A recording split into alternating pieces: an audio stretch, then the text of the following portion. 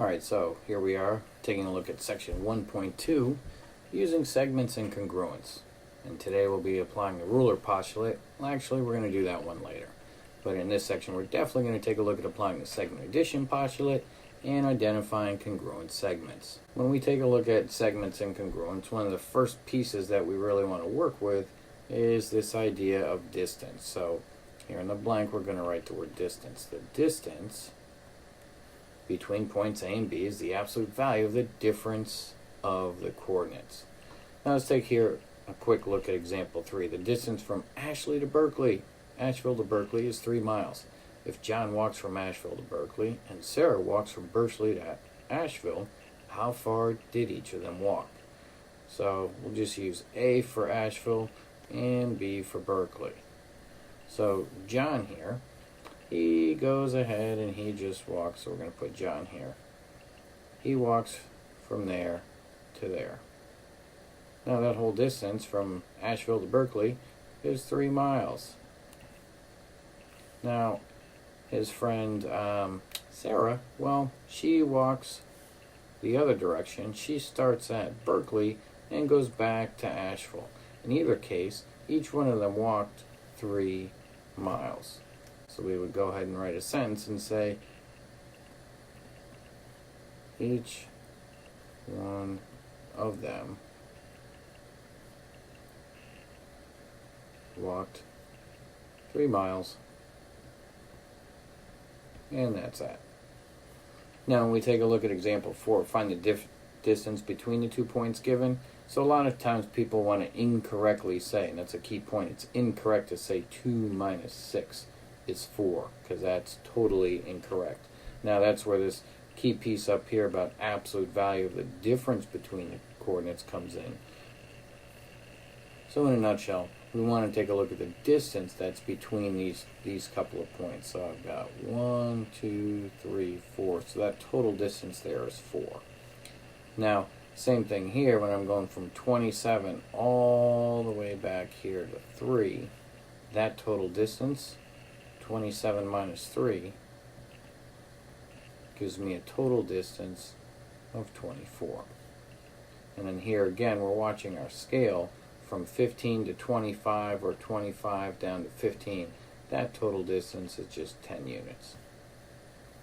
So finding the distance between 2 given points should be pretty straightforward. Now the segment addition postulate, and you're going to need to write this on your note sheet, is pretty straightforward. It says 2 things.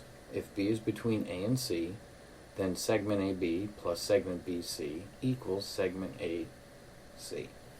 Now the converse of that is also true, where it says if segment AB plus segment BC equals segment AC, then B is between A and C.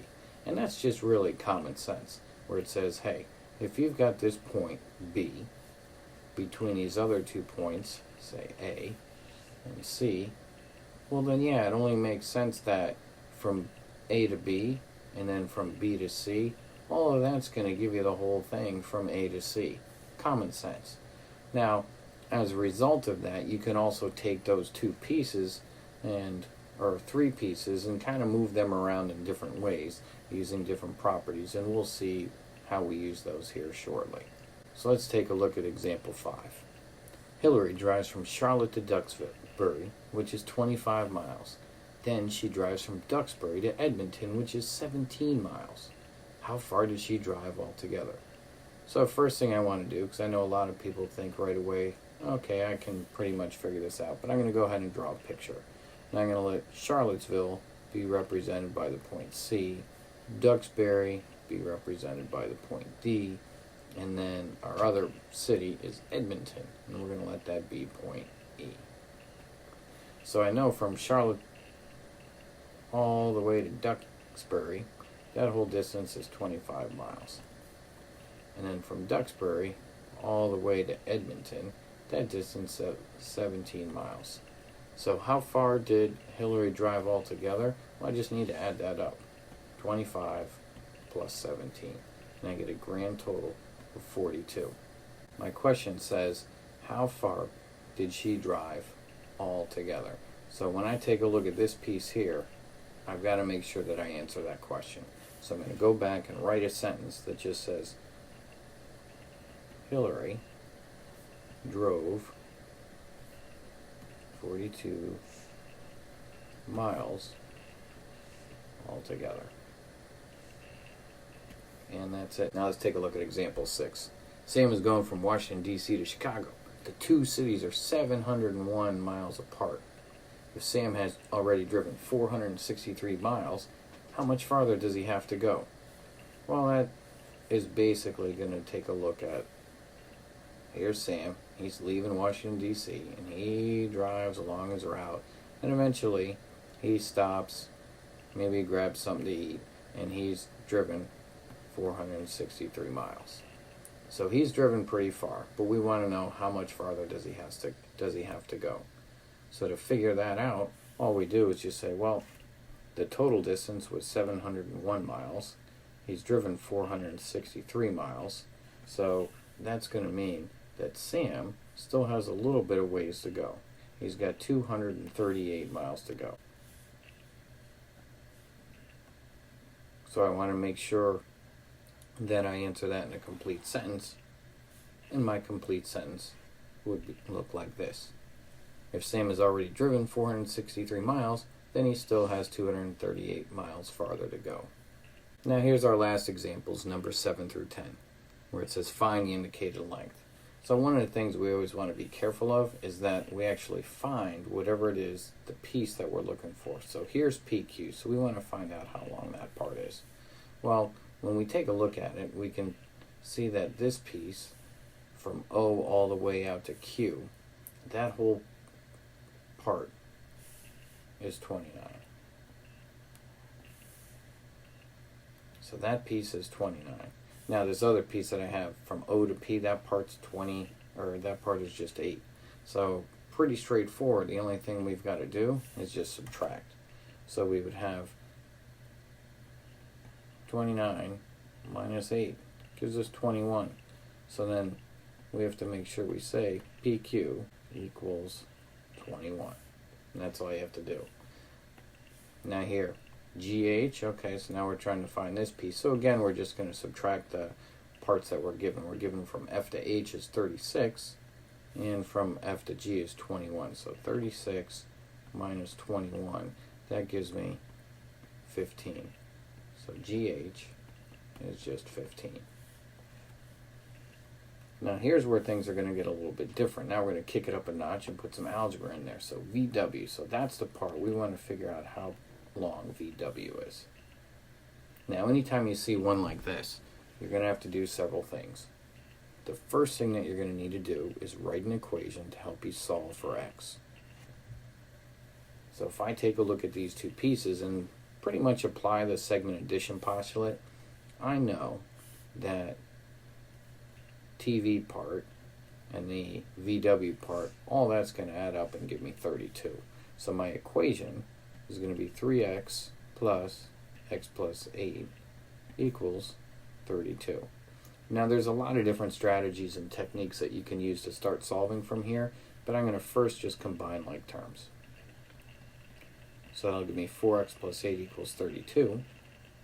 Then I use the subtraction property of equality, and I'll end up with 4x equals 24, and I'll get x equals 6 when I use the division property of equality.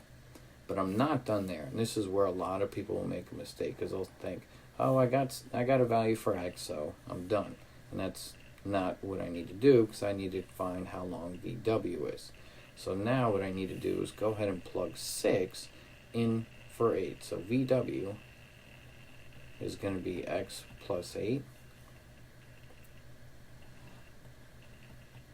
So I know that x has a value of 6, so I know VW has a value of 14. So my final answer is VW is 14. Now if you think you've got that down, go ahead and try example 10 on your own. Same thing, set up an equation, you're going to solve for x, and then you're going to put it back in to find the value for yz. If you need to go along together, here we go. So this time we're going to take a look, and we're going to try and find section yz. So yz is this piece right here. So my equation is going to be 2x plus 3, the xy part, plus 3x minus 1. All of that's going to add up to 27. That's a total length of segment xz. So combining like terms again, 2x plus 3x gives me 5x, and then 3 and minus 1 give me 2. Or 5x plus 2 equals 27. Then when I use the subtraction property of equality, I get 5x equals 25. And then when I divide both sides by 5, you end up with x equals 5. Now I'm not done yet because I want to figure out how long this piece is, how long the YZ segment is. So I know that x has a value of 5, so I'm just going to take that and plug that in. So now what we're going to do is go ahead and figure out YZ. That's going to be our 3x minus 1 segment. So replacing that with 5, I'm going to have YZ equals, and you can do this mentally, 3 times 5 is 15 minus 1. YZ is going to have a length of 14. So that was it. Example 10, YZ is 14.